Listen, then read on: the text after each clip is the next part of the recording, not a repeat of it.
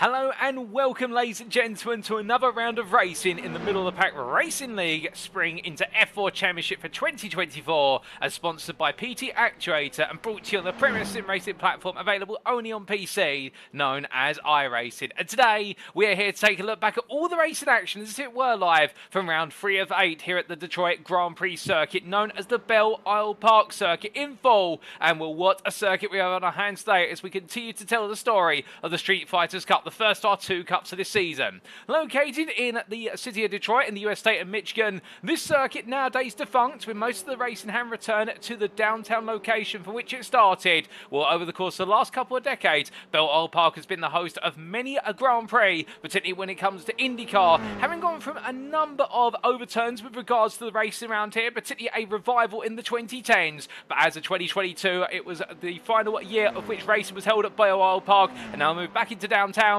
But a scenic view and with it a multitude of corners, this is a circuit which prides itself most importantly on track position, with the majority of its 14 corners being extremely narrow at the apex and in the run from corner to corner. There's only a limited number of viable overtaking locations at this circuit, and therefore drivers will be absolutely hard pressed to set the ultimate lap when they go into qualifying before going into the race, and I know all they've got to do is be calm, consistent and not make key mistakes at those overtaking locations. Get it right and our drivers could be coming on home to a smooth victory, but get it wrong, however, and they may find themselves frustrated and floundering at the back of the field, and knowing that to make even one place is going to take an absolutely inhumane amount of effort.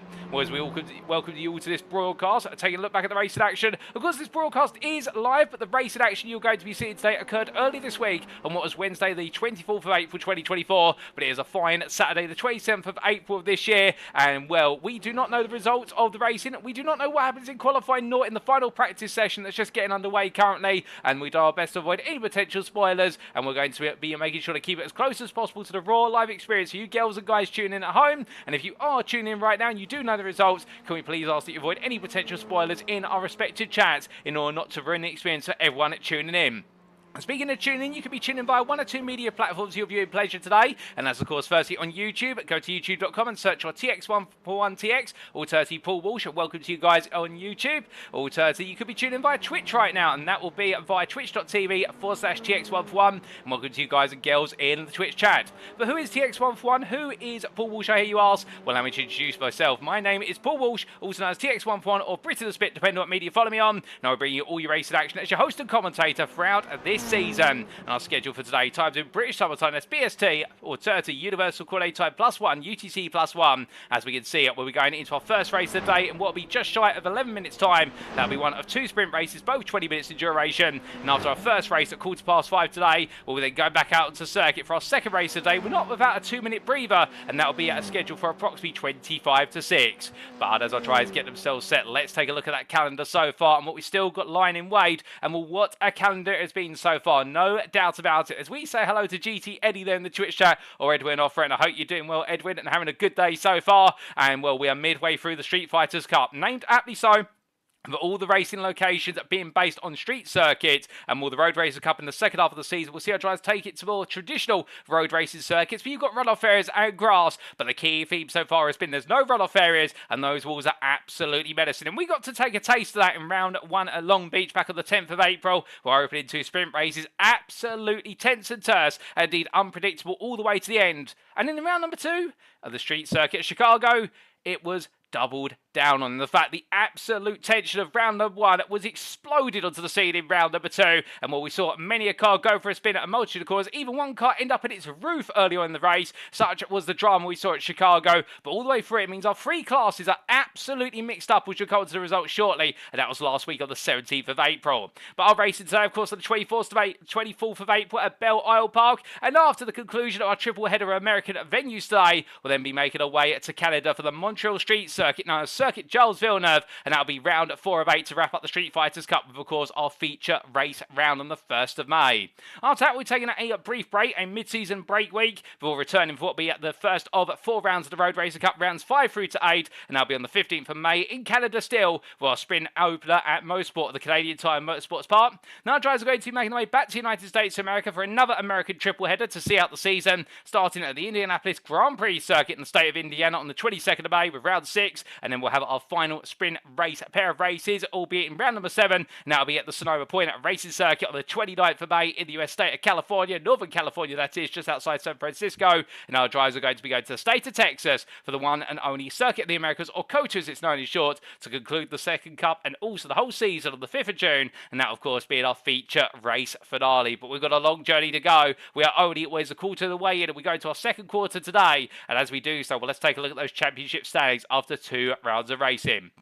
We start off, of course, with the Pro Drivers' Championship, and here we can see Francois Shink has moved to the top by 8 points over Tanner Dibble, and while Francois Shink has been very consistent over the opening 2 rounds, albeit no driver on this list has been without fault so far, but Shink has been able to minimise the faults by comparison, and will therefore stand tall ahead of Tanner Dibble from DNA Motorsports. Meanwhile, Jaden Calloway sits a further 12 points behind, and the man who's tipped to be the favourite for this season, given his ferocious pace in the Formula 4, when it all went wrong at Chicago, he couldn't quite put the results together that we did see at Long Beach, and therefore Calloway fall into P3, but we can expect him to be on the rebound today. Jason Landry sits for the P4 after a mixed set of results in the opening 2 rounds of the season, and we're expected to see whether he can find his form today, ahead of Milan Harris, who sits P5 and leads the rest of the pack on 79 points, 5 ahead of Edwin Offre, and then we do have Mika Hendricks, Jordan Butler and Logan McKenzie completing your championship standings. We then come on to the Prime class, and here the story is similar. Samuel Bernardy has leapt into the lead on 160 points, and in fact he holds onto that lead after what was leading into round number 2.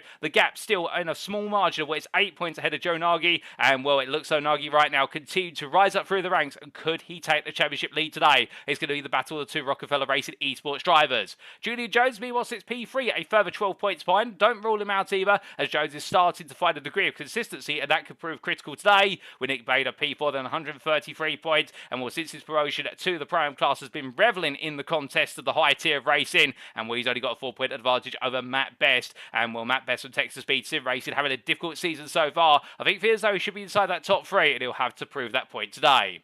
Adam J. Ballard sits P6 at 118 points, 2 clear of Charles Hosey, with Fernando Takahashi at P8 at 107 points, and again, drama last week at Chicago when Takahashi was looking to be on absolutely fine form, leading the way or chasing down the podium, much like at Long Beach when he was leading the way in the opening race of the season. It all went wrong there, and it all went wrong in both races in Chicago. Can Takahashi finally get a break today? That'll be what he's hoping for, ahead of Kevin Clark and David Adeyemi, who completes your top 10.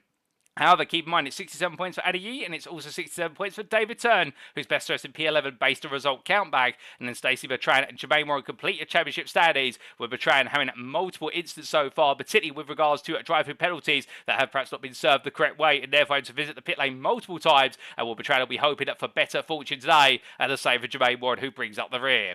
But now coming on to the AM class, and the story here is Nick Yakubov has moved into lead by only 4 points over Carl Peterson, and nobody in the AM class has emerged as a favourite so far. Albeit saying that, you could say that Carl Peterson is looking to be the fastest of the drivers in the AM class, but then again, being the fastest is not always the most important thing if you can't bring the results home. And well, for Peterson and D. Yakubov, there have been moments of brilliance, but there's also been moments of difficulty, and that could be applied to every driver here, as Jared Kelly moves into P3 at 101 points, equal with Todd Miller, and these two battling for that 3rd place spot right now, and chasing after the top 2 with only a single point between them and Jason C. Lin, who is starting to rise up through the ranks after a great day at Chicago, ahead of Mark Senegal, Roger Ganesh, Aaron Beaver, Glenn Bratton and Kirk Lane, who completes your top 10, and Lane yet to find his form this season. Bilbao DaCosta sits P11, and the Bear Poke driver having a difficult time at last time out and looking for some better results today, but he's only 1 point ahead of Christopher Holliday, who completes the championship standings.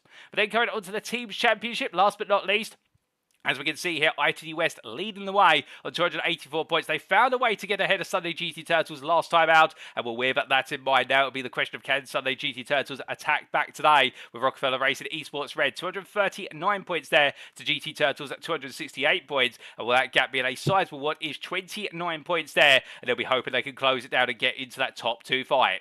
Caboose Crew sit a further 20 points behind on 219, and the Caboose Crew team right now continue to show great form with the majority of drivers being in the AM class, head of DNA Motorsports, and complete your top 5 in the pro pair of Dibble and Butler. And good form so far, but they'll be hoping for a little bit more if they want to hunt down a top 3 finish at the end of this season. Slipstream Soft sit in P6 with 189 points. They are 10 clear of Rockefeller Esports Orange, with Texas Speed Sim Racing a sizable 50 points off of the top 7. And it's Rockefeller Esports Purple and Team Bear Pope complete your championship standings. Only a point between the two teams, and both battling to not be last in the championship. We're coming from our standings then. Let's talk a little bit about our circuit for today. And when we introduced it earlier on, the Detroit Grand Prix at Belle Isle Circuit, and we're located in the city of Detroit in Wayne County of the US state of Michigan. Well, thank you to iRacing firstly for the brilliant track map that comes up with a fantastic simulator service. And what, as we can see, consisted of 14 corners and spanning 2.35 miles in length. This is a relatively moderate length circuit, but throughout all of it is an absolutely tantalising technical test. Well, the road surface is highly bumpy, particularly as our drivers transition from road surface to road surface, and they'll find around this circuit the commonality is we do have some wide open straights, including the run from turn 2 to 3 and also the run from turn 6 to turn 7, but through the corners and through the tighter sections with the shorter straights, overtaking is nigh on impossible unless you're absolutely daring and fully alongside. As our drivers make their way around here, they'll be conscious of that, and therefore it's all going to be about track position from the outset. For as they roar their way across the start finish line, it's into the quick switchback sequence of turns 1 and 2, a fast right-hander followed up by a very difficult left-hander at turn number 2, where there's a bump in the middle of the road that unsettles the car, and you want to carry just the right amount of speed through the left-hander.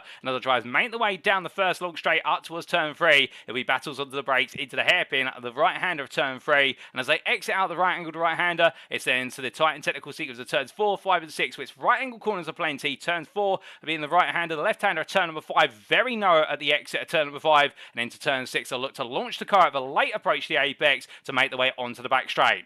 Again, in the run to turn 7, we could expect some battles under braking, but once they get into the apex of 7, they're going to have to settle things down because too wide into turn 8 is a no-go. But some drivers will tempt it, there's no doubt about it, and the theme will continue all the way around the fountain of turns 8 through to 11, where drivers will find the average apex speed continues to very dramatically drop to the slowest speed at turn number 11, the slowest corner on the circuit, but as they exit out, it's a short run towards turn 12. Into 13 they go. The temptation will be there to carry all the speed through 13 to go on to the start-finish stretch, but indeed they'll need to be sensitive because they carry too much speed. They'll hit the exit wall at turn 13, and it could be a quick trip to the pits, which is just after the corner, but get it right, they'll be flat out through 14 to complete the lap and do it all over again. Now coming on to our rules for today, we're not allowed to go racing without them. Our drivers are running a fixed setup as provided by the Middle of the Pack Racing League stewarding team, with fuel loads restricted to 14 litres. The races in general shall start by a standing grid start, as it's a tradition of this series. We each driver have one fast repair available in each race. If a driver picks up 15 or more instant points in a given race, they shall receive a drive-through penalty that must be served, within 3 laps of being received.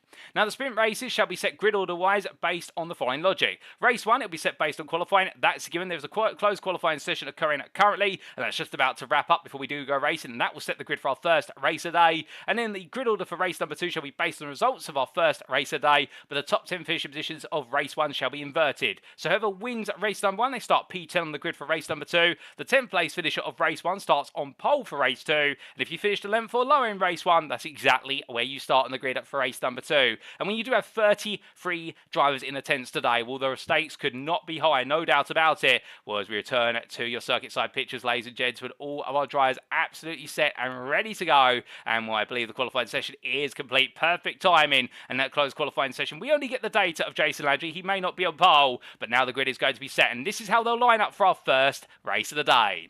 Mick Hendricks has taken his first pole position of the season, the privateer on a 126.998, and the pro pole as well with it, and he'll be joined on the front row by fellow pro at DNA Motorsports Tanner Dibble.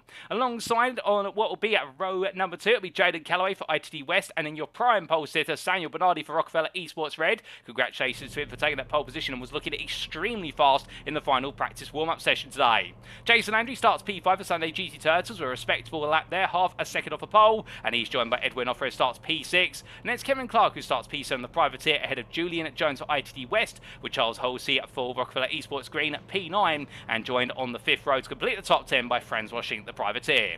He's your championship leader in the pro class, of course, and behind them on row number 6 it'll be the prime pair David Adeyeye and Adam J. Ballard for Rockefeller Esports Purple. And then we will see on row number 7 David Turn for Slipstream Sloughs and Aaron Lar the privateer, with row 8 going to your Ampole sitter of Kirk Lane for Bear Pope. His fortunes seem to be turning around, and he'll be joined by fellow Am driver Todd Miller for Caboose Crew, who really has been a sensation so far, with this being his debut MPRL League. Tim Chong starts P17 for Slipstream Sloths, joined on the 9th row by Joe Nagy for Rockefeller Esports Orange. And then we have Jermaine Warren, the privateer, and fellow privateer Fernando Takahashi completing what is your top 20. Then we will be seeing on what will be at row number 11, Mark Senegal for Sunday GT Turtles, joined there by Nick Bader, P22, the privateer, with Braden Mellin, P23, joined by what is Roger Ganesh for Sunday GT Turtles, P24. And then we will be seeing on the next row of the grid, starting at what will be at P25, Glenn Bratton, joined on the 13th row of the grid by Caboose Crew's Carl Peterson, who has his worst qualifying performance of the season. And it will be Billman DaCosta who starts P27 for Bear Poke, joined by Nick Yakubov for Slipstream Sloths, with Jason Seelin started P29 ahead of Carl Ranieri, debutant today in the Pro class. And we look forward to seeing how Ranieri gets on, but he's starting all the way from the back of the field. And then we've got Matt Best starting P31 for Texas Speed Sim Race led Aaron Beaver for Rockefeller Esports Green, who starts P32. And last but not least, to complete your 33 startees, it will be Jared Calley, 33rd and last, but the privateers got it all to do from the back of the grid. Well, as all our drivers get into position on the grid, and indeed we are not too long away from going racing, ladies and gentlemen. I think we just waited on 1 or 2 more cars before the lights do go on, and that gridding process almost complete. In fact, it is complete now. The lights are on, and who's going to be heading to victory?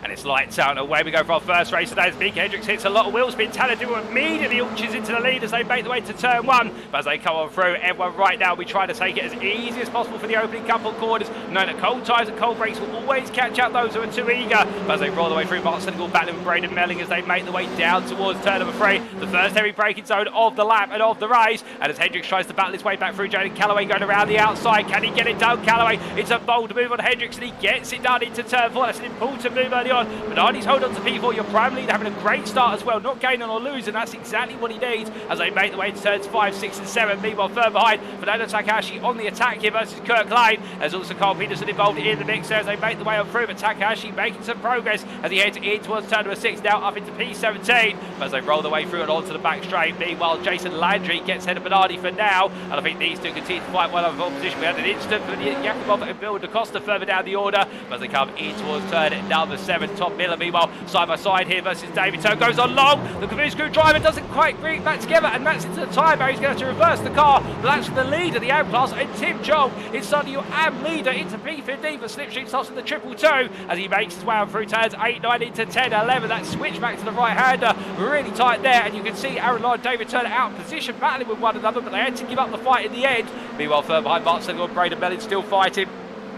Pole position it is for P3 in the AM class. P20 overalls, they make the way into turn 12 and 13 as they roll their way through it. The double right complex and now onto the start finish straight. Well, after one lap of racing, it is Tanner Dibble who leads by a great advantage of 7 tenths over what is Jaden Calloway, who's P2. Begin by Calloway now starting to flex his muscle. In fact, getting a whole 10.5 over Dibble through turn 2 as they make the way down towards 3. Jason Landry P3 ahead of Samuel Bernardy, your prime leader P4, with our Big Hendricks P5, Edward Offer P6, Julian Jones P7, second place prime driver, and a third place prime driver Kevin Clark who's P8. We've got Francois Shink P9, Charles Hosey P10, and David Nagy Besteres P11. Meanwhile, Tim Chong continuing to be assaulted here by primes and pros around him, and in fact being attacked there by what was, I do believe, Fernando Takahashi making another move. But meanwhile, there's drama further back, and I believe there's been an incident for Jermaine Warren, and also what is Braden Melling at turn number 3 hasn't quite been caught on camera. That's dropped them down. Nick Bader still fighting his Carl Ranieri. Oh goodness me, there's contact there between Ranieri and Bader, and in the end I believe Kurt Lane also been involved in that, and well, it's all gone so very, very wrong.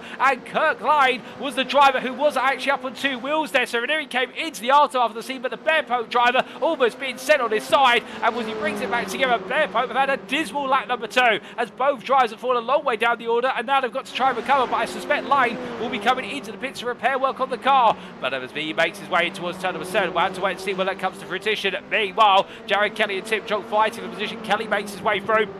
He privateered the 255. We've got Tanner Dibble into the pits. So it's gone very, very wrong for Dibble. And, well, that might be an impact to the turn number 13 from what I'm hearing in my ear. So as a result, it means that Jaden Calloway is now your race leader as he makes his way past Nick Yakubov, who's a lap down. We've also had technical issues for Matt Best. He wasn't able to get the car to the grid. I think he is trying to get the car to the grid, but it's not working at the moment. And, well, that's a dismal start today for Texas Speed Sim Racing. Meanwhile, Samuel Bernardy here now up to P3. And, well, the prime leader, if he wanted a golden opportunity to extend his championship lead, he's being given one right now in the fact that he brings home this result. This will be worth an absolutely huge haul of points as he makes his way in towards turn number 5. As they head in towards turn 6, well, Julian Jones right now, I think is going to say, well, that's all well and good, but I want a piece of the action as well, as Jones absolutely hustling the car right now. And in fact, I can tell you one thing, Jones is matching Bernardy's lap times, if not starting to go a little bit faster. Well, that's exactly what you want to see if you're an ITD West fan right now, is the fact that their second place prime driver is on the charge, but he's got Kevin Clark for company not too far behind, and the privateer here in the Haas machine. Oh my good lord, a nice contact with the wall for Edward Offray, and in turn sideways, collected with him was, I think, well, David Ayu's been collected expected, but that's a car parked up. That's Charles Halsey. We've also had Fernando Takahashi go round as a result of reacting to the incident there into turn 7, and the Brazilian gets it back on track and will very fortunate there not to have to turn it into the wall or have to make a multi-point turn. But with that, the Brazilian driver missing what could be the fatal end to his race for today. But meanwhile, Kevin Clark battling here with what is Jones, as they with Francois Shink, I should say, as they make the way towards turn 14, and as they come through the right hand, and right now it's going to be too wide here with Shink trying to go around the outside. Clark on the inside. It carries on into turn 1, but in the end, Marlon's got to back out. It will be Clark. I think, respecting the fact there's no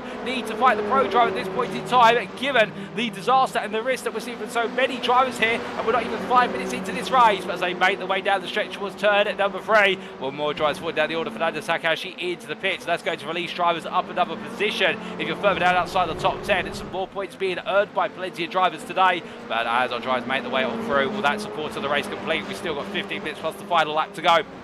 As we look here to what is a rather happy Nick Bader right now, suspected 176, the privateer, have made 7 places in terms of the start of this race, and also 6 in class, and will right now sit in P6 of the prime class, and that's exactly what the doctor ordered in terms of gaining plenty of places early on, and some of those for overtakes, some of them being from, of course, drivers having incidents, but either way, he'll take those, and that's the lady luck that comes with the racing as he makes his way in towards turn number 5. But we look back from the rear of the 176, and behind him, that is a charging Kirk Lane, who right now is on much stronger pace compared to drivers in front of him, albeit almost strong-arming himself into the wall there coming out of turn number 6. But Lane is not giving in, absolutely chomping at the bit to go hunting for a top 15 finish. But of course, the target is you want to finish inside the top 10. If you can't finish well up the front of the order, you want to be P10 or P9 to be on the front row. Lock up there for Nick Bader, goes on long into the barrier, and well, as he does so, that releases Kirk Lane, and that's a disaster for the 176 in the fact that Bill DaCosta will now close up, and now he's looking at a wounded car in front of him. And well, as they make the way on through turn number 9 in towards 10, the Bearboat team will be relaying the information on the radio to the 23 driver, and now he's just got to play the patience game and look for an opportunity to pounce. But he tries to look for said opportunity. Meanwhile, we look back up to the battle for P2 overall. And plenty of traffic interfering here as Jason Landry right now caught up behind one of the Rockefeller Racing Machines, and well, as he makes his way past Charles Halsey. Meanwhile, Bernardy's now going to have to do the same, albeit his sister team car currently not moving aside, and the Rockefeller Esports red driver will be frustrated that the green team machine has proven to put a bit of space between himself and Landry, where exactly when he was only 2 tenths off going into turn number 3, and that's going to take away his ability to strike right now. And if anything, Bernardy is starting to look very, very comfortable in that car as he makes his way on down the back straight, and as they do, Mika Hendricks is 1.2 seconds behind. You can see the Lego machine there, the privateer. Well, right now, I think as he makes his way on through turns 7 and 8, he'll be thinking about one thing, which is just negotiating the traffic as best he possibly can, as Carl Peterson pulls off a racing line there in order to give space, and around the outside goes Julian with that's Charles Halsey going around the outside, and Peterson to gain a place, capitalising on Peterson going slowly there. But meanwhile, Julian Jones in the rear of the picture in the ITC West machine, the 133, and as he makes his way in towards turn number 12, I suspect right now Jones will be thinking, how can he get involved in this battle as they make their way onto another lap.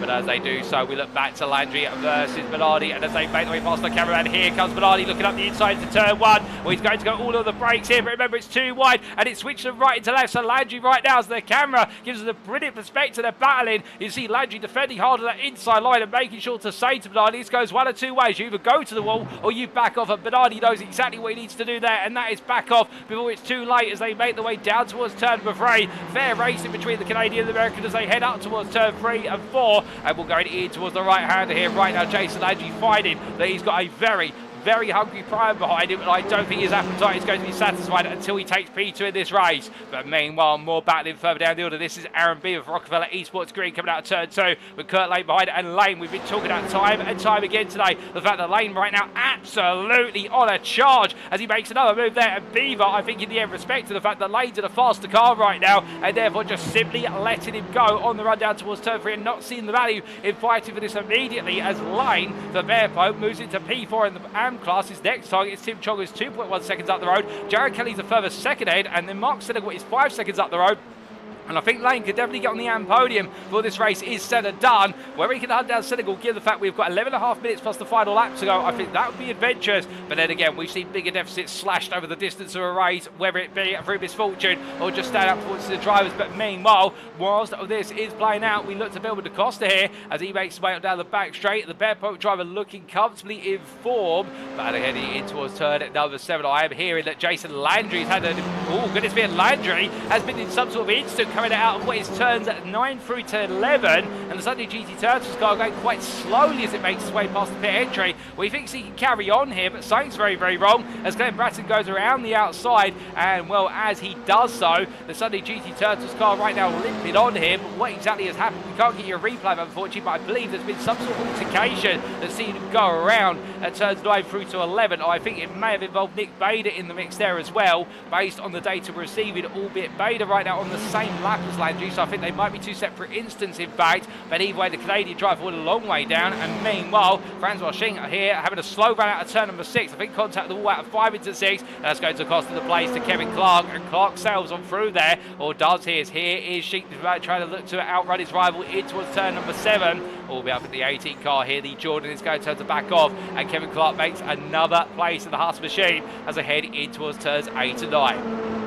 As they do so, well, meanwhile, Samuel Bernardy may have got the P2 off of Landry, but the problem is now he's got an even more aggressive driver behind him who wants to take that P2 off in return, and that is Mika Hendricks. As we ride on board, look back for the rear of Bernardy's car at the 161. We'll go for the right-hander return at number 12 and in towards 14. He charges. We'll ride on through here, and as he does so, the 161 looking strong, but Hendricks in with number 82 looking the faster of the two cars. They come through 1 into 2. You can just see how the cars bounce around here. The transition between the cars and those road surfaces causes the car to become very unsettled. It's so easy to lose the rear of these Formula 4 cars on flat ground, let alone when you've got a road surface change. And as Hendricks continues to wait behind, I think right now he's waiting to see when he can get fully alongside before braking zone rather than thinking about lunges. Bernardy goes a bit wide there at 3. The only little patch of grass that is on this circuit, and as they make their way out to turn 4 in towards 5, it is looking more of a question of when, not if, a move could come from Hendricks for this P2 position as they continue to play chase through turn number 6. So close to inside wall there and almost grazed it as they make their way onto the back straight. A good exit out the corner, however. Bernardy is going to keep it safe for now as Hendricks does phase out of existence, and well, we suspect will be materialised very shortly, but Bernardy doing enough to stay ahead for the time being.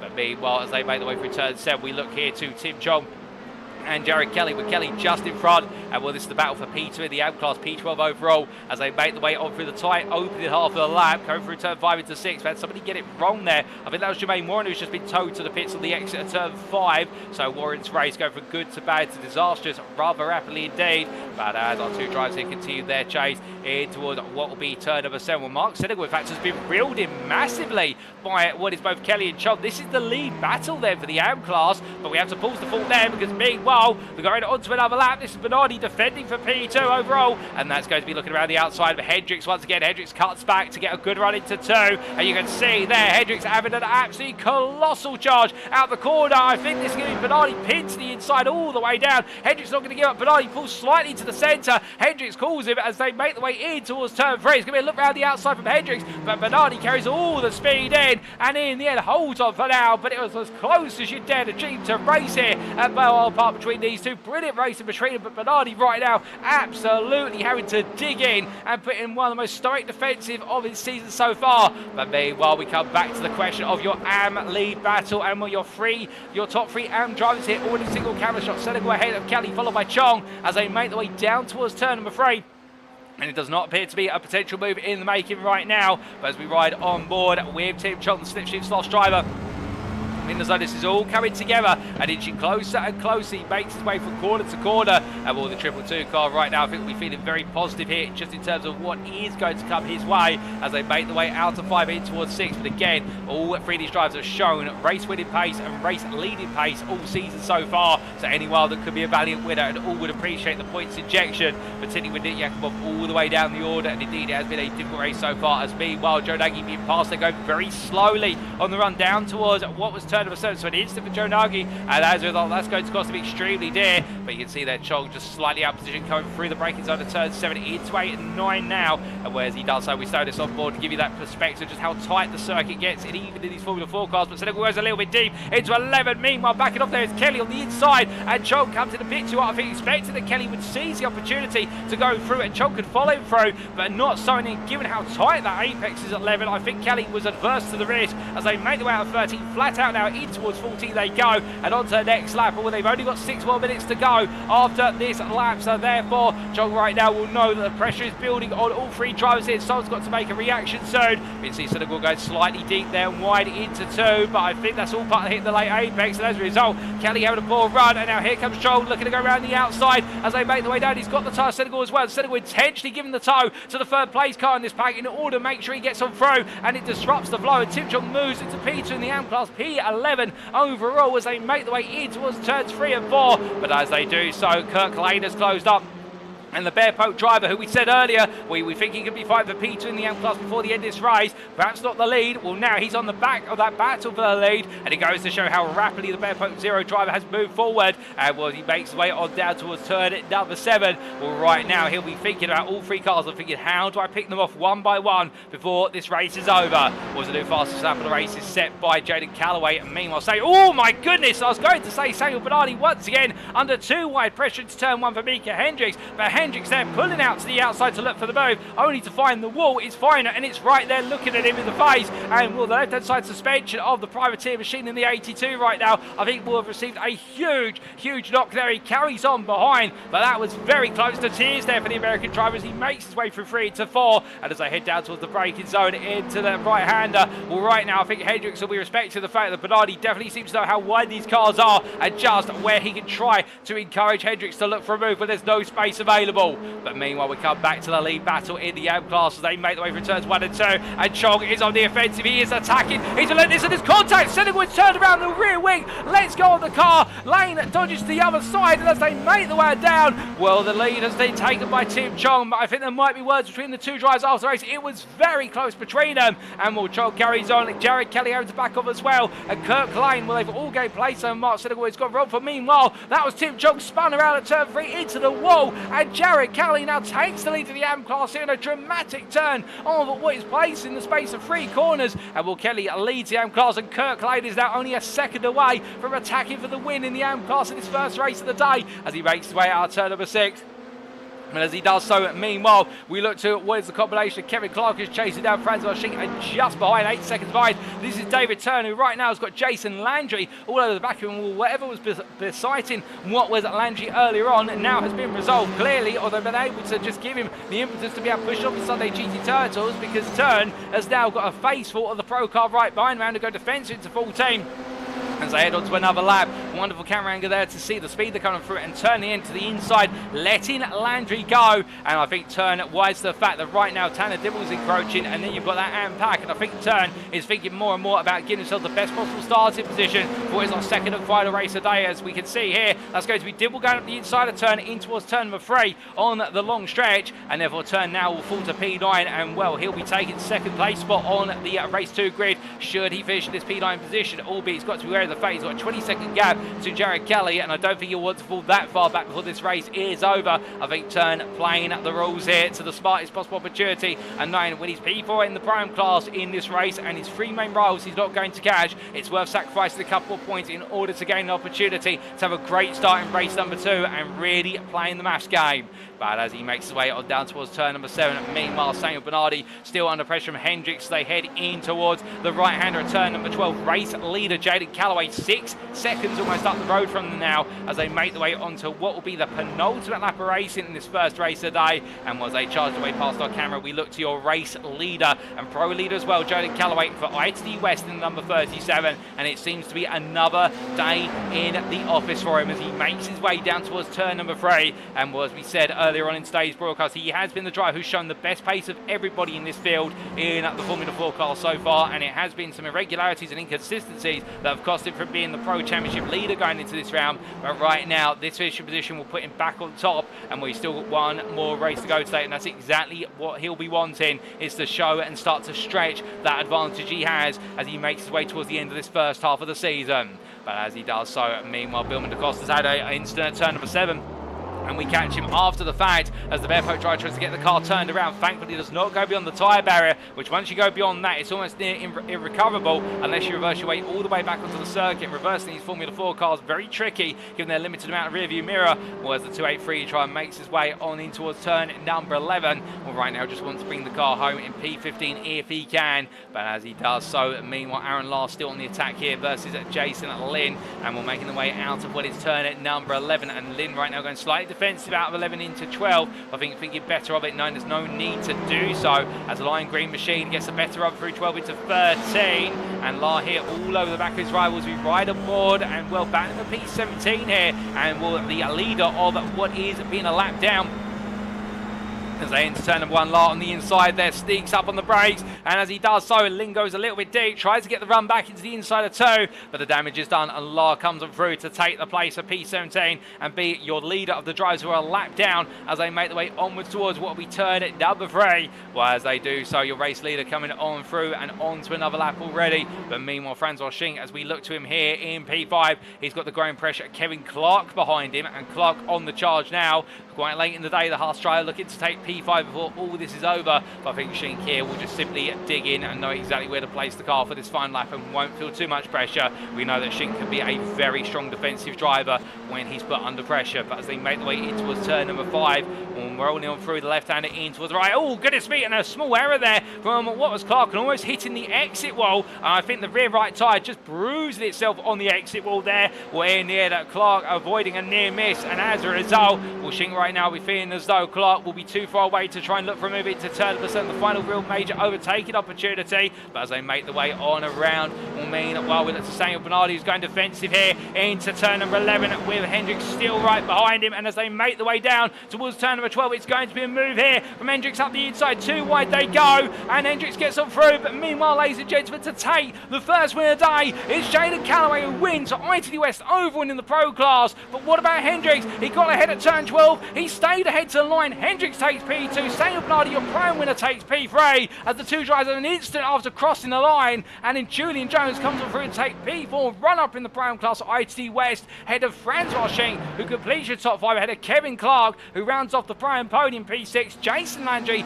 takes in what is P7 for Sunday GT Turtles, and then it will be Tanner Dibble across the line just behind him. David Turner will be a further 3.5 seconds back in P9, and then to take the AM win, well, here he comes. If he can, he's still got a couple more corners to go, and behind him is a very eager Kurt Lane. They're fighting for P10 here, and this is for pole position, the second race of the day. Whoever wins this battle, well, Lane throws everything at it and grazes the walls he does so. But I think Jared Kelly's done it, ladies and gentlemen. He's going to take the win in the AM class, and with it, pole position for the second race of the day. Jared Kelly wins the AM race ahead of Kirk Lane, and it's a further 3 seconds to Mark Senegal, who completes your AM podium with Aaron Beaver P13. Nick Bader will be one of your last lead lap finishers. The other drivers still to come through on the lead lap will be none other than Edwin Offre. We've also got some drivers yet to finish, including a lap down where it's Carl Peterson, and 4 laps down Fernando Takahashi, who in fact just made his way to the lines. I look out my Conti booth window, but here comes that Bader to take P14 and P5 in the prime class. A very dramatic race and turn of results, and here's Edwin Offre to complete your drivers who took their checker flags on the lead lap. And we still have Carl Peterson, the last driver to come on through to complete his race, and the Caboose crew driver, where he's definitely had a very challenging start to the race here today at Belle Isle. But I think the 250 driver will know there's still one more race to go, and there's plenty of opportunities within that to try and find a stronger drive. But it's not been a strong race number 1, and the Caboose crew driver will learn from it quickly, and he'll need to do so because race number 2 will only be minutes away once he takes this checker flag. And here he goes as he does so. But goodness me, ladies and gentlemen, what a first race of the day. And well, as all the drivers come to halt on that, we've got race number 2 coming up in 2 minutes time. But let's take you through those race results quickly, subject to any stewards' inquiries. So in a dramatic first race of the day in round 3 of the Middle of the Pack Racing League Spring into F4 Championship for 2024, sponsored by PT Actuator, Jaden Calloway taking the win for ITD West by 7.6 seconds in the end over the privateer and Meek Hendricks. That was the win overall in the pro class. Had a second place overall and pro drive Meek Hendricks. And in your pro and winner, Samuel Bernardy for Rockefeller Esports Red also netted himself the third place spot on the overall podium. Julian Jones, prime run up just behind P4 in the ITD West machine ahead of privateer Francois Shink, with Kevin Clark round off the prime podium there. P6, the privateer, had a Sunday GT Turtles. Jason Andrew recovered well to P7 after that early instant, with Tanner Dibble for DNA Motorsports behind him P8, and then Slipstream Soft David Turn P9 ahead of Jared Kelly, your AM winner, and completing the top 10 overall finishing possessions for the privateer, and therefore taking pole position for our second race of the day. Kirk Lane, best rest P11, run up in the AM class of Bear Pope ahead of Sunday GT Turtles Mark Senegal, who rounds off the AM podium at Kelly Lane and Senegal, and then we can see Aaron at Beaver P13 for Rockefeller Esports Green ahead of Nick Bader and Edwin Offrare, who completed your lead lap finishers. Aaron Lart was the first driver to finish a lap down P16 ahead of Jason Lin, with Charles Hosey completing the run to P18 ahead of Joe Nagy and Tim Chong, who completed the race to the top 20. And behind the Slipstream Sloths driver was Caboose Cruz Carl Peterson, with 2 laps down to Billman DaCosta, Nick Yakubov and Adam J. Ballard. P25 went to Roger Ganesh 3 laps down ahead of Carl Ranieri on his debut, a difficult start to his season. 4 laps down, the same for Fernando Takahashi, and then Jermaine Warren at P28 ahead of David Adie, Glenn Bratton, who completed your top 30, and will have finished was 8 laps down. Glenn Bratton will be classified as a non-finisher, as you need to complete the race within 5 laps of the race winner to be classified as a finisher, and the same applies for Todd Miller, Braden Melling, and Matt Best, who couldn't make it onto the grid due to technical issues with the car. But that was race number 1 of the day, ladies and gentlemen, and race number 2 is just around the corner, and well, it's a quick transition. The grid's about to be set, and who will be your winners in race number 2? Let's find out.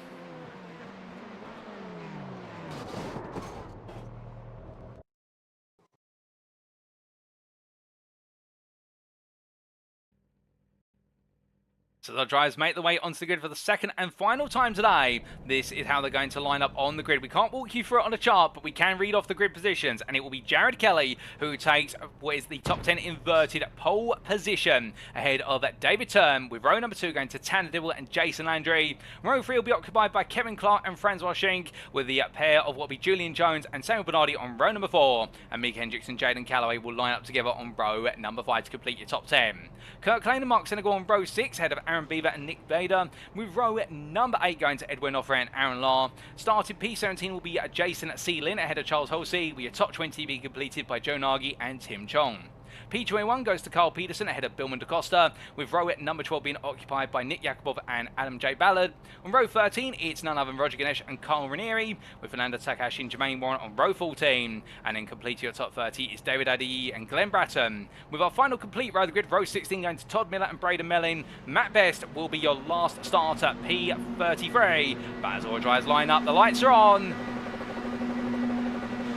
And it's lights out and away we go for our second race of the day, as it's a good start from your impulsive to Jared Kelly as he makes his way into turns 1 and 2. Meanwhile, slow start there further behind as all the drivers make the one for a slow start. I believe that was for David Turn as our drivers exit out of turn number 2. But as they do so, already there's huge drama. There's been a major shunt, multiple cars all together coming out of turn number 2. Oh my good lord, a somersault there for the Sunday GT Turtles car of what is, I believe that is, unless I'm mistaken, is that Jason Andrew and Mark Senegal? I think it's the latter. It's Mark Senegal has been collected there, and well, I can't quite tell you how that started, but I can tell you how it's ended, and that is a huge shake-up to the field. Jason Andrew, in fact, clear of all that instant before it started. So Mark Senegal was the Sunday GT Turtles car that you saw turned over on its nose multiple times, and well, as all the drivers make their way on through, we'll have to try and get a replay of that if we can after the racing. I tell you one thing, it's not the start that anybody expects in the best part of what is 8 cars collected that instant, including Edwin Offred, Jason and Nick Yakubov, David Turn, Francois Shink, Jaden Calloway and Mark Senegal. And Calloway, the biggest casualty or surprise of them all, for the simple reason in the fact that he was looking to try and make it 2 wins out of 2 here today. But once again, the drama of the Formula 4 Championship striking hard, and will Tanner Dibble, meanwhile, in all the confusion and chaos, has taken the lead of this race of a Jared Kelly on the back straight with Jason Landry now looking for the move up the inside of the AM leader. And I think Kelly will be more than cognizant enough of the fact that he does not need to lead this race overall. He just needs to bring home the AM win for a huge point total, and he's got a sizable gap to the rest of the AM field as they make the way onto lap number 2. But as they do, it's a scramble here into turn 1. Samuel Bernardy right now defending on the inside, as that's going to be Kevin Clark looking around the outside. Hendricks meanwhile snaking his way out inside to outside here for turns 1 and 2. The two drivers had a bit of contact And as they make the way down at what will be at the stretch towards turn number 3, well, Hendricks in the end does get ahead and, well, looks to hold on here down the inside of Clark into turn 3. Behind them, that is Jones and Lane who are fighting for position. Too wide they come through the right-hander, and still on the outside is Clark. He's not backing off as the Haas driver as they make the way into turn 4, and Hendricks in the end does get ahead through natural attrition. They're battling into turn 4, but still Clark showing that he's not there to just make up the grid order, and as they make the way through turn 5 and into 6, well, further behind Charles Halsey, and now on the back of this whole pack as we ride on board with the 100 car as it makes its way on down the back straight. And as he does so here, looking to try and take the offensive to Kirk Lane, your second place AM driver, just in front of the full place Prime drivers. They make the way down, looking up the inside as Halsey. This goes to be a classic move into turn 7, and in the end Lane backs off there, I think, respecting the fact that it's going to be an opportunity for him to follow what we Halsey through now and potentially get closer and closer to the battle with Kelly that he'll be desiring towards the end of this race. But it's a long way to go with the 20 minutes, and anything could happen, of course. And as they make the way through turn number 11 onwards, oh goodness me, that's a car around, that's Hendricks around on the exit of turn 11. Now, was there contact with another driver, or was it just the bumps and the change of power and rotation in the road? Well, I get the feeling it might be the latter rather than the former as he tries to get turned, but that's the impact of all that. It's not going to help the rear suspension at all, and the American gets it turned around, but at what cost? And what you'll see is going to drop here to P15 as up his inside goes Braden Mellin, who gets it a bit wrong on exit at turn number 12, and as a result, Hendricks slides his way back up the inside to 13. So Hendricks is not out of this yet, but he'll know that he's nursing the car that's picked up significant damage, and as they make the way onwards towards turn at number 1 once more, Braden Mellin tucks it behind and things return to the status quo. But meanwhile, speaking of the status quo, it's Bernardy right now trying to maintain at the top of the Prime Championship standings after today. The Rockefeller Esports red driver taking the winning class in race number 1, trying to make it back-to-back wins in race number 2. He's hold off Kevin Clark for now, but Clark is not going away anytime soon. Nor is Jones, nor is Halsey. Your top 4 Prime drivers all in a single camera shot, all behind the AM leader, Jared Kelly. And Kelly right now under huge pressure here to try and hold on as they make the way on down the back straight. We look on the back of what is the 255, and when he heads down towards turn number 7, will Bernardy think about a lunge here into the corner? Oh goodness, there's contact there. Clark on the back of Bernardy, and in the end Kelly, I think, wary of what was going to happen behind, falling out of line on the exit of turn number 7. Clark almost goes to the wall there. Jones on his inside, and Julian Jones passes at the one place you don't go for a move, and that's through turns 8 through to 10. And as they come through, it's going to be neck and neck there as they exit turn 11. But I think Halsey got ahead of what is Clark as well, and indeed it's confirmed as they make the way in towards turn number 12. And Charles Halsey there will take a bow good. So the Rockefeller Esports green driver absolutely brave to commit to that move. And as they make the way onwards towards another lap, well, the fighting is absolutely feisty here for what is effectively the last spot on the oval podium as they make the way into turns 1 and 2 for the wins the 4th time of asking. As they make the way on through, Charles Halsey right now looking for an opportunity to attack Jones as they make the way down towards turn number 3. I mean, it's a long run here for the drivers, and as they do, they're all in the toe of one another. You can see Jones there peeling out to look for a move on the inside of Kelly. He goes for it. Kelly there not really responding. I think wary of the fact that he doesn't want to get entangled in this Pro-Am battle, and therefore just wants to steer clear and pick up the results. But Kelly's going to have Halsey on his inside into turn 4, and Clark right now is going to be saying, well, where's my free ticket? And as they make the way in towards turn number 5, I think Kelly's going to be pretty much buttering on his breath. Just hold on. Let's get onto the straight, and I'll let it go. But as they make the way through the right-hander, meanwhile, and battling as well further down the order, it's Braden Mellin, who's being passed on the inside potentially by Todd Miller, and Miller in the end up the inside for Caboose Crew. It's a nice move into turn number 4, and Miller now on the charge. His next target is Tim Chong, who's 6 seconds up the road, and I think he's going to be eager to try and make his way not just onto the podium, but see how far he can move up in that AM class once he's there. But meanwhile, Clark versus Kelly here in towards turn number 8, and well, Clark goes a long way around the outside there, and Kelly lets it go, but Kelly's now got a problem, and that is he's got Kirk Lane, the second place AM driver, right behind him to battle for the AM win in this race. And well, we saw how close Lane got in what was the first race of the day, and Lane has now fighting his way on through for what is the 2nd time today, and I don't think Lane's going to be denied twice, so that'll be his mindset as he makes his way through turn number 13 and onwards. But meanwhile, whilst all this is happening, we've had a total of bits for both Braden Mellin and Aaron Law, who've both been involved in the incident of some description. But Kelly and Lane here, well, they made the way too wide into what was turn number 1, but in the end Lane back it off there with Kelly on the inside 9. He can't really attack through 1 if Kelly's going to defend that hard initially, and therefore I think now pride himself on the attack down towards turn number 3, but too much of a gap in order to be able to look for that move surely as they come down. Meanwhile, further in the rear, you picture this Fernando Tag actually pulling out to the inside to look up the inside of Carl Ranieri. He's had a great start to this race, 19 places gained as a result of avoiding all the chaos on what was the open lap, and the Brazilian driver here taking the place off Ranieri as they make their way into turn number 4, and in the end Takahashi doing an absolutely sublime pass there as they make their way up towards 5 and take P10, and that being overall or what is P6 in the prime class. But he makes his way into turn number 6, you have Ranieri close behind, and will Ranieri look for the counter attack here as we ride on board the front wing of the 84, and we can see that Takahashi starting to pull away to a degree in the initial acceleration phase of this back straight. The toe will equalise things at the start to enable Ranieri to rail his way in, but the challenge will be here, of course, in the fact that whilst the toe does apply, it's not that strong on these cars, and therefore Ranieri is going to have to try and find a bit of extra pace if he wants to try and make a counter-attack against Takahashi, who's just grudgy pulling away as they make the way through the long left-hand sequence of turns 8 through to 10 and into the right-hand return at number 11. But as they exit out, Ranieri taking plenty of apex go, unsettling the car as a result. Meanwhile, new fastest lap of the race when your overall pro leader, Tanner Dibble, a 27.423, and right now Dibble is flying out there. Nobody is matching him for pace currently, and we're in a very lonely lead by 2.4 seconds over Jason Landry, who you can see just behind as they make their way down towards turn number 3. And continue that recap of the order, Samuel Bernardy, P3, your prime leader, but he's got Julian Jones looking up the inside, and Jones looking for the move here as they break the way into turn 3. It's side by side on apex and on exit. Jones is still there, but Bernardy's had the overspeed out the corner with the greater width available to him, and therefore by burying the throttle a little bit more, Bernardy's able to hold on, but Jones is not going anywhere but up in his mind, and we can understand why. And with Charles Halsey only 8 tenths behind here, the three-way fight for the prime lead continues to rage its way around, but meanwhile into the wall, that's Kevin Clark who hits the exit wall turn number 6. The car's wounded, and the American is going to toe to the pits, and for the Huss team, it's all a broken art and broken dreams right now as the car's back into the pit lane, and that is a disaster. But meanwhile, it means that for Jared Kelly, Sonny, it's P6 that's on the cards overall, not P7, it's extra points, and will those points mean prizes at the end of the season, at the end of each and every cup? And as he makes his way in towards turn number 9, well, right now the 255 driver has got Kirk Lane continuing to poke and probe.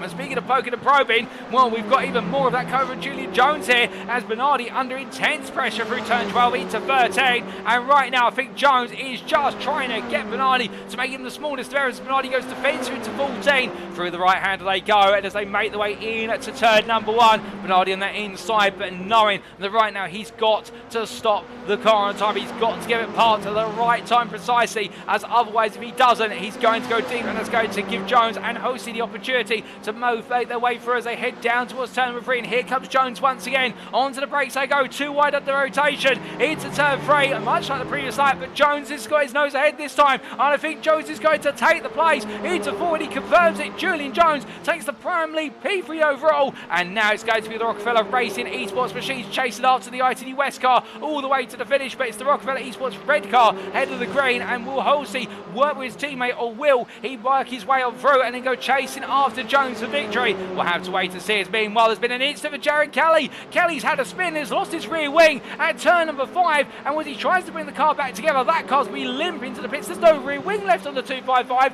and Kirk Lane has picked up where's the AM lead as a result. I can't believe I'm seeing this. Roger Ganesh coming through, these a lap down, but Tim Chong is now going to carve his way through the middle of these two cars, or is daring to think he can do so. He's going to make his way past Kelly either way, with Kelly limping along, and Tim Chong moves up to P2 in the AM class, P10 overall, and Aaron Beaver will be the next driver to try and close up as soon as he possibly can. But in all of this, well, right now you just cannot predict what's going to happen. We've still got half the race to go as well. And well, speaking of the half of the race, meanwhile, further down the order, Edwin off with the privateer here in the AlphaTauri machine, looking to try and chase down David Turn for P20. Well, there's battles everywhere you look, whether they're on the lead lap or a lap down, given the drama we've seen in the race today. And as he makes his way on down towards what is turn number 3, well, right now for Edwin Offre, it's all about being on a mission here to try and recover as many places as possible and get some points back in this championship. As Jared Kelly comes into the pit lane, as I look at my commentary booth window, that AM machine definitely will have its fast repair available. That's going to put him a long way down. Aaron Beaver into the pits as well, interestingly. So therefore Kelly may not lose as much as we thought he might lose as a result of the damage to the car.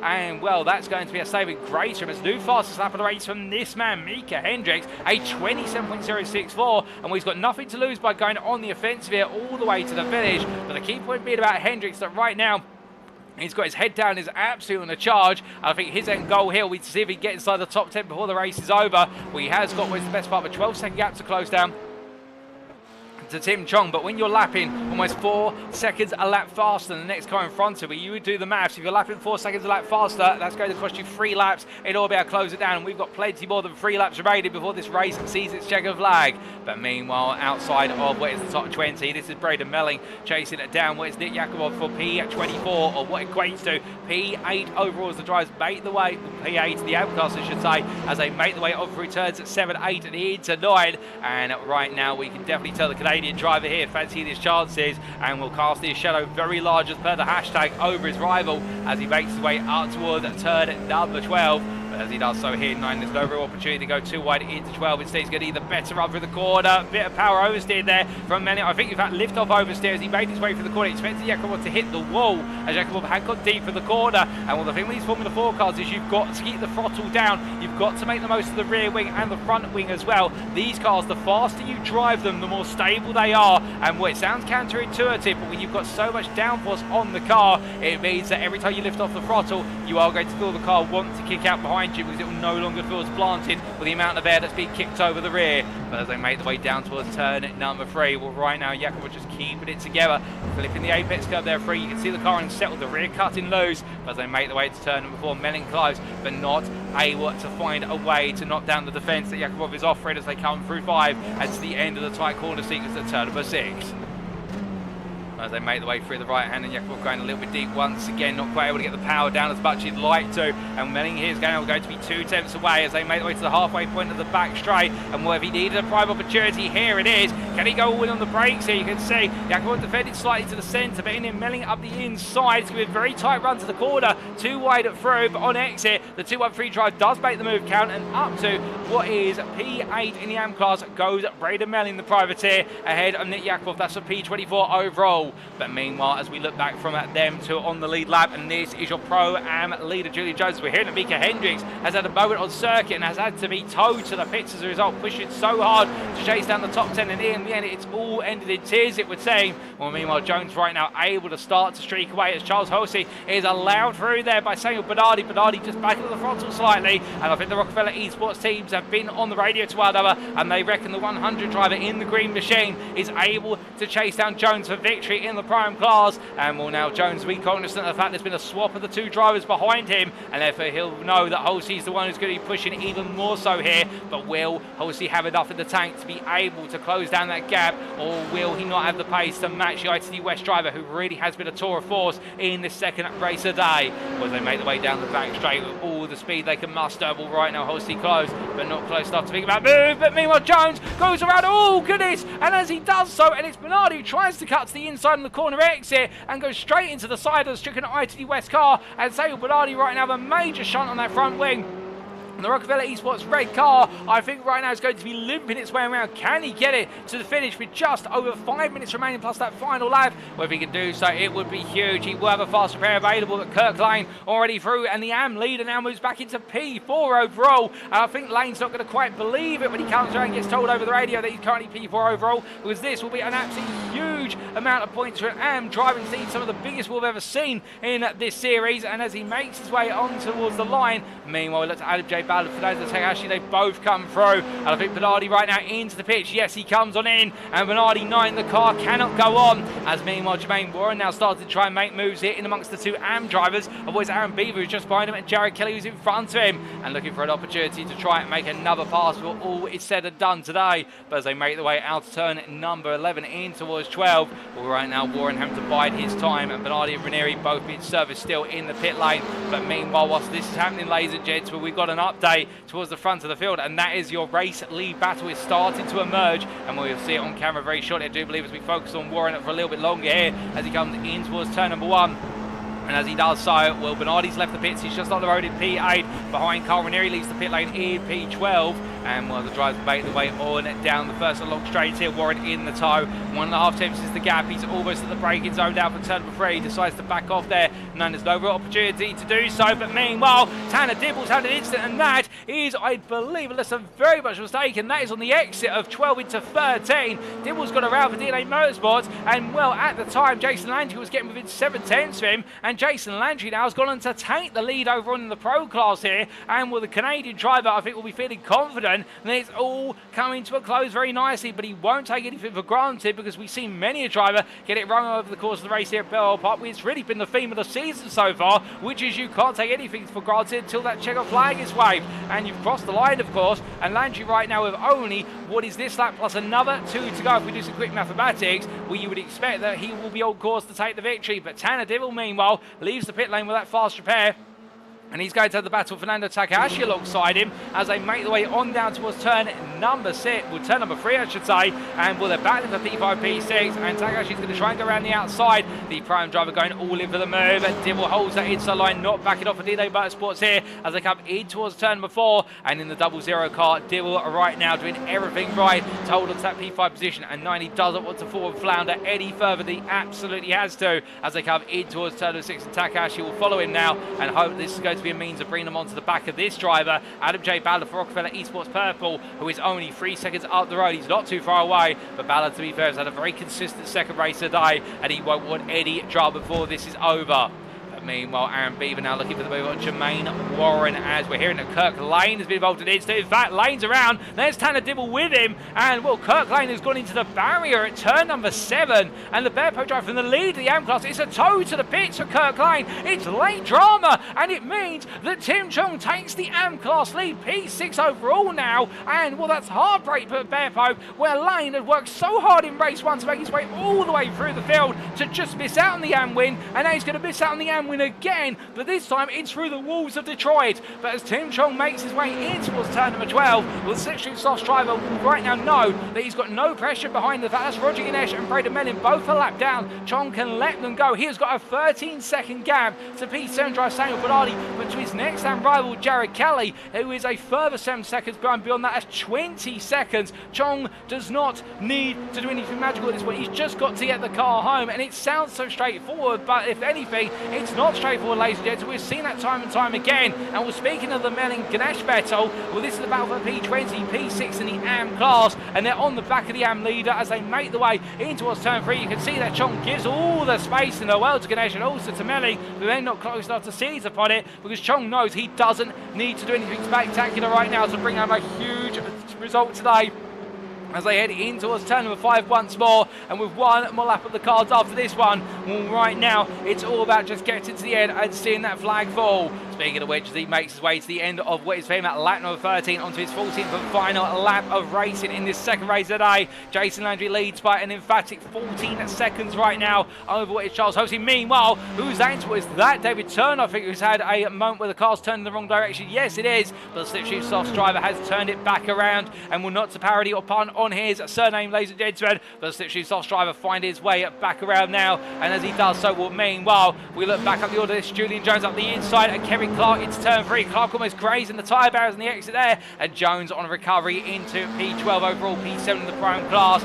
will picking up those late gains as much as he can. And when he makes his way through turn 5 into 6, Clark there waiting to attack, but the Haas driver will know the best place to attack is on this back straight as they make the way on down in the charge now. But who is going to be the one who's leading out of turn number 7? Well, here comes Clark. He's in the tow. Jones holding to the inside wall as much as possible. Say to Clark, there you go, to go around the outside. There's no place for you here as they make the way down onto the brakes, and as they do so, well, Clark right now not able to find the move whatsoever, being made to wait, and that's exactly what Jones needs to do. And well, they are a lap down, so this is their final lap with the race leader just in front of them. And as they head in towards turns 9 and 10, well, unless Clark makes an error well, in fact, Jones makes an error in the last couple of quarters, this will be what is a difficult end to the race for Clark. But from them, as they make the way into turn number 12, a driver who's just left it and making his way through 13. Here he is, ladies and gentlemen, and after Calloway went away and ran away with the win in race 1, Jason Landry has found his way to the top, and he takes the victory in race number 2 of the day, overall in pro, as he weaves from side to side, absolutely ecstatic with taking the win. And then it will be what is 17 seconds behind to this man, who's not just going to be your runner-up overall, but he's also going to take his first prime win of the season. It's Charles Hosey for Rockefeller Esports Green in the 100, who takes the finish there, and then a further 10 seconds behind it, it will be Adam J. Ballard, who right now makes it a Rockefeller Esports 1-2 for the purple outfit for what will be the 129. He's run up in the Prime class, P3 overall, with Fernando Takahashi in the end taking his first Prime podium of the season, P3 in class, P4 overall, ahead of Tanner Dibble, who takes P5. Tim Chong, meanwhile, makes his way on through. It's been up and down today in the AM class, but for Tim Chong, it's on the up at the end. He's your AM winner for Slipstream Slots, P6 overall, ahead of Samuel Bernardy, who takes P7 as he crosses the line, and it'll be a further 10 seconds to Jared Kelly, who I think at one point thought it was all over after that error midway through the race, but he's your run-up in the AM class. P8 is the finishing position in the overall classification, ahead of Aaron Beaver by half a second in the end, with Beaver taking his first AM podium of the season, P9 for Rockefeller Esports Green, and then it will be Jermaine Warren who takes P10 there, the privateer, and a great end to his racing today in Detroit after a difficult race one, enjoying race number 2, no doubt about it, and David Adeyiyi will be your last lead lap finisher, P11. But let's not forget we have got a driver out there still on the lap, ladies and gentlemen, and it's Nick Bader who takes 24th place, the last finisher of this race, and with it 2 laps down. But goodness me, what an end to the racing, and well, what a crazy race we have had in this second race of the day. And well, with all that in mind, what we are going to do right now, ladies and gentlemen, is we are going to try and take a look back at what exactly happened in that race start. And well, as we do take a look back at what happened in the starting procedure of our second race, here is the replay, and we're going to try and get it from Mark Senegal's perspective. And we look to the helicopter camera. This was Mark Senegal, who was to get underway. And when the lights went on here, well, we're going to see him pull off shortly and go all in for the charge. In fact, no, Mark's going to go a bit further down here. That was Jason Landry who we're looking at. So here he goes. And as he did so, what exactly happened? We're going to see what he comes into the scene of by looks of things, as he made his way into turns 1 and 2. Now, I think there was an instant further up the road. Oh, goodness me. And there was one of the Slipstream Softs cars being turned. And Mark Senegal in the end just coming into the scene where 3 cars had already come together. So it all went very, very wrong. And everyone else started to stack their way into the scene of the incident, and well, that explains the story there. We'll take another look back at that, and well, this time I'm going to try and get it from what was the perspective of Roger Ganesh as he got underway here, and on Sunday GT Turtles driver making his way up towards what was turn 1. A smooth move around the outside. Nick Yakubov here, in fact, for Roger Ganesh. A nice move. Brave to try and go for it that tight, so all the space being given as he came through the left-hander here. The incident already occurring, and everyone backing off. Carl Peterson there getting collected, and Ganesh going up, and that's what sent Mark Senegal over on his roof. Was Ganesh coming down onto his teammate's car, and well, in the end, a dramatic day of racing to start off in the second race of the day, no doubt about it, ladies and gentlemen. But we had 2 different perspectives there of what happened. We couldn't quite get everybody's perspective in, although I think we might be able to get a perspective from David Turn as to what happened. We are going to see if we can get that briefly before we do adjourn for our race results of the day. And this is going to be from what was the exterior cameras of David Turn as he made his way away in our second race. And the 135 driver going very slowly into turn 1, I think wary of what was around him. Into turn 2 he went, and this is where everyone collected there by Francois Shink, and that triggered the domino effect where all the drivers came in, and then a separate second incident that made its way into the first incident, and will David Turner immediately tie into the pits there, so we don't see the aftermath on the exterior cameras, but that explains the full set of stories, ladies and gentlemen. And well, in the end, as we do return and so what is your pictures? Well, I believe our camera being slightly glitched there, but in fact we do return to circuit side now, and let's take you through those race results subject to any stewards inquiries, and here they are for your second and final race of the day. And as you can see, after another 20 minutes of incredible and intense racing, Jason Landry, your winner for Sunday GT Turtles, ahead of Charles Halsey for Rockefeller Esports Green, who behind the Pro winner was your Prime winner, run-up overall, and then to complete the overall podium, second place, Prime driver for Rockefeller Esports Purple, Adam J. Ballard. Fernando Takahashi just missing out on the overall podium, but still he'll be happy with his first Prime podium of the season, the privateer of P4 overall. A huge number of points there being added to the 1, 2, 3 drivers total. And then Tanner Dibble, second place pro driver, P5 for DNA Motorsports, with a late error at turn number 12, cost him dear and cost him the right to be on that overall podium, if not battle for the overall win to the finish. Tim Chong in the end showing it's not about how you start the day, it's how about you finish the race. And you can see Tim Chong taking P6, the AM win for the 222 for Slipstream Sloths, ahead of Samuel Bernardy for Rockefeller Esports Green, and then Jared Kelly at P8, the runner-up in the AM class, the privateer, who didn't give up after that mid-race incident, which cost him very dear, and then recovering to P2 in class P8 overall. And Aaron Beaver for Rockefeller Esports Green taking his first AM podium of the season, P9 there overall, but third place on that AM podium of Chong, Bernardy, and Beaver. Jermaine Warren was P10 in a great recovery drive for the privateer ahead of David Adeyi, best rest P11. And your last lead lap finisher with then what was Julian Jones being the first of many to finish a lap down. And the same for Kevin Clark, Carl Peterson, and also Edwin Nofre. And round off your top 15, Todd Miller for Caboose Crew P16 ahead of ITT West Jaden Calloway, who unfortunately not be able to make it 2 wins out of 2 today. That's what he was going for, but still taking 1 win in race 1, and that'll be important to him. With Kirk Lane P18 falling out of the lead of the race in the AM class for Bearpo right in the closing stages, a heartbreaking end to his race at turn number 7 with only 2 laps to go, and then David Turn and Roger Ganesh completing your top 20. It was also a lap down for Nick Yakubov of Slipstream Sloughs, as it was for Mark Senegal, who was involved in that open lap incident. Jason Lynn and Carl Rennie being the final 2 drivers to finish a lap down, P23, P24, and then 2 laps down, Nick Bader, P25, ahead of Braden Mellin, who was a further lap down, P26, and Meek Hendricks, your last classified finisher, as he finished 5 laps down, P27 there, after what was a great drive in the early stages, and also was looking to be a strong recovery drive until it all went wrong on the charge. Joe Nagy, the first of the drives classified as a non-finisher, as he finished over 5 laps down, 6 laps down the end for Rockefeller Esports Orange, and the same for what was Glenn Bratton, Aaron Law, Bill DaCosta, Francois Shink, and Matt Best, and a difficult end to the race and for all those drivers. And commiserations to them, but we still do have, of course, plenty more rounds of racing to come this season. Well, that was your second and final race of the day, ladies and gentlemen, here at the Belle Isle Grand Prix circuit in the US city of Detroit. And with that, it is time for us to wrap up. Thank you very much for watching, and if you have enjoyed today's show, and perhaps you're sat there right now feeling as though you can take on the middle of the pack racing league community in the Formula 4 car, and perhaps you want to be on the grid for a future season of racing with the community, we've got plenty more planned for 2024. I do believe after the Formula 4 series is an LMP3 dedicated series. Well, for all that and more, if you just want to join what is one of the greatest communities on the North American continent, but also open to everybody around the world, well, why not check out first the official middle of the pack racing league Discord, the invite link available on screen there, and join today and you can become part of an absolutely burgeoning community. But perhaps if you don't want to join the Discord, perhaps you're a little bit shy, well, you can always follow us on social media, particularly on Twitter at twitter.com/MOP Racing. We can stay up to date with all the latest announcements and news at Middle of the Pack Racing League, including the achievements of the official Middle of the Pack Racing League esports teams.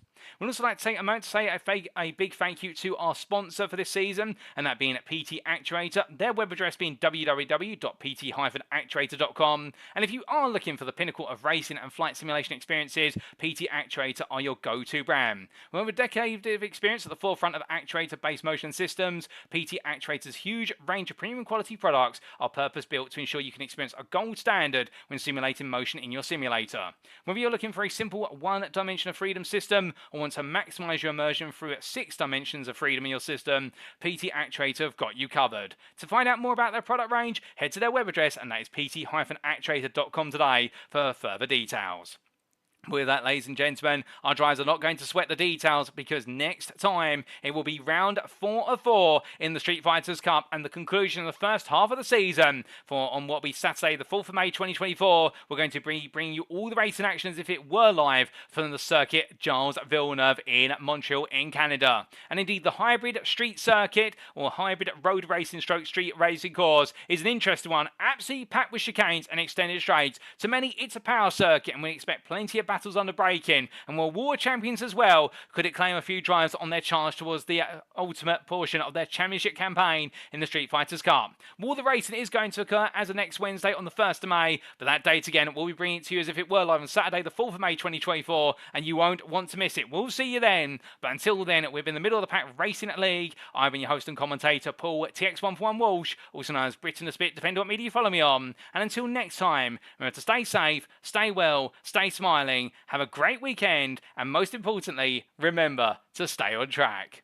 Good night.